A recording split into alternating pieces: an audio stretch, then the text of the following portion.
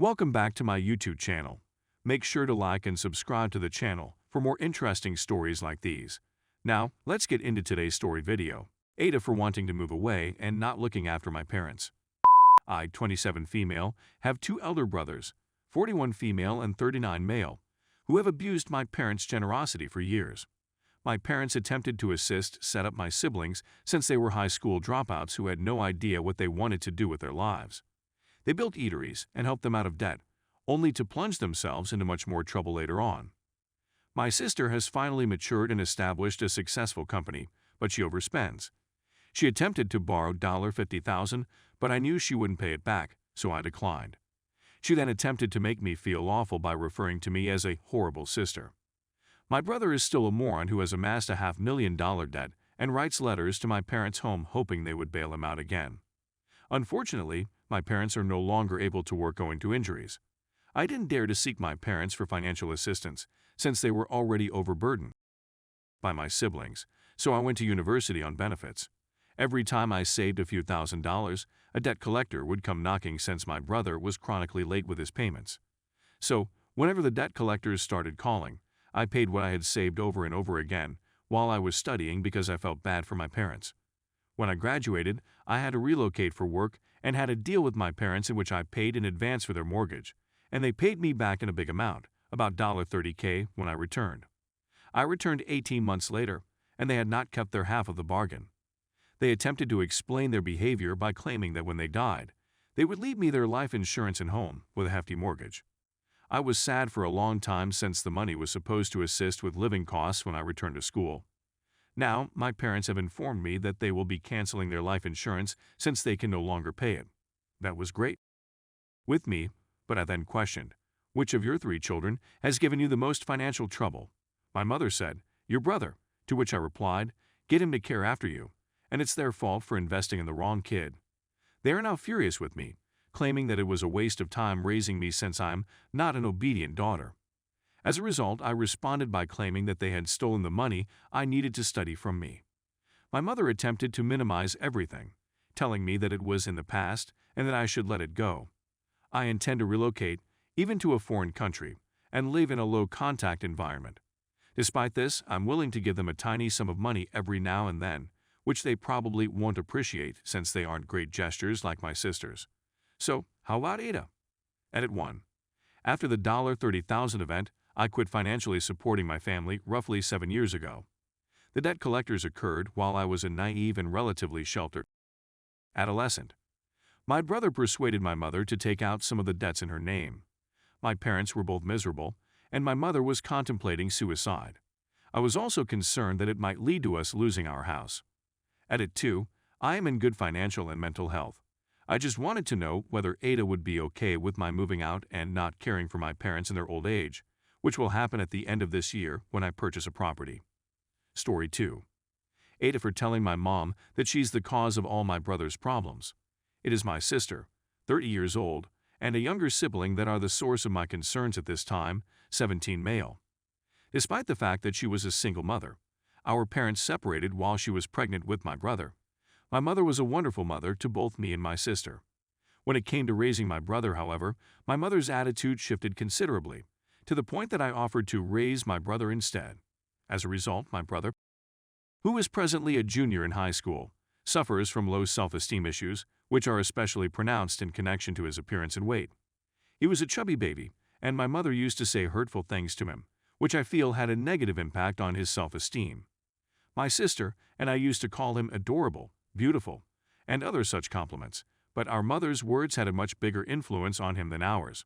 To put things into perspective for you, consider the following. He is 6'1" and underweight, and he is objectively beautiful. Nonetheless, he believes that he is ugly and or overweight. I'm a 5'8" girl who weighs more than he does, and I'm in excellent physical condition. But despite everything, he is still a cheerful and talkative youngster who loves our mother, which only serves to fuel my fury. Let us now turn our attention to the issue. Due to fatigue, I fell asleep on the couch after making a mess in the kitchen while doing some baking the day before. I completely forgot to clean up after myself. The moment my mother became aware of the mess, she shouted at my brother, who responded by promising to clean it up and saying he was sorry. His actions were nearly an admission of guilt for something he did not do, and when I discovered this, I informed my mother, who claimed it was her fault, but she said it was okay. Despite my pleadings, she refused to apologize on his behalf, explaining that he was a male and she didn't have to. I became enraged and warned her that if she continued doing this, her son would do something catastrophic. She stated she wasn't doing anything, and I remarked something like, "Seriously, you are essentially the source of all of his troubles." I also referred to her as a bad mother. She became enraged. "I didn't go through all this garbage for my own kid to choose a boy's side of her own mother's," she said. She made many gender-based statements, such as, "You're a female, you should take my side," and "He's a god, he deserves it," among others. She then went to her room and fell asleep. To be honest, I'm simply puzzled right now. Also, although I don't regret sticking up for my brother, I think I should have avoided blaming her for all of his problems since it's a large charge and she's visibly offended. I'm wondering whether I should have been more mature. Plus, she wasn't a horrible mother to either me or my sister, so maybe that was uncalled for as well. But, Ada, why do you blame my mother for all of my brother's problems? Update. So, no one actually requested for an update, but I was bored and figured, hey, why not? First and foremost, after reading your responses, I believe the reason my mother is so cruel to my brother is a combination of his resemblance to my father and his gender. But I don't know for certain. Now for the latest news, I went to chat to my brother, who was in his room, a little after I posted the post. He was fine, but when I asked him how he felt about, well, everything, he burst into tears. My heart was shattered into a million pieces. I realized then that he couldn't remain with our mother any longer. So I contacted my 5-year-old lover and asked if my brother and I could stay with him for a while. He has the necessary room, and my brother gets along with him, so he consented. My mother didn't give a she didn't even kiss him goodbye. She asked if I may remain but totally overlooked the fact that my brother was there. I tried my utmost to remain cool and not yell at her, but the way she was behaving was so cruel. According to my sister, my mother continues to make disparaging remarks about my brother even when he is not around, so being calm is quite difficult right now. Anyway, I also phoned my father and essentially told him everything. He was irritated at first since no one had told him this before, and he would not have left any of us in another nation if he had known. But he calmed down and chatted to my brother for almost an hour. And by the time he hung up, my brother was crying with excitement and happiness. It's still uncertain if my father will visit, if my brother will move, or how it will go from here on out due to you-know-what, but I can guarantee you that my mother will never be able to say anything to my brother again. Unfortunately, I am unable to place my brother in treatment due to a lack of funds, but I will attempt to speak with one of my friends who is well-versed in the field of mental health and see if I can assist my brother. Thank you to everyone who contributed their 2 cents. Edit, Jesus, please. Thank you so much for your advice, knowledge, awards, really, whoa, generosity, and everything else. I've considered everything and attempted to react to as many responses as possible.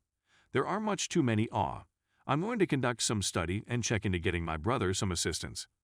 I'd also want to mention that if you're going through or have gone through anything similar, I'm cheering for you.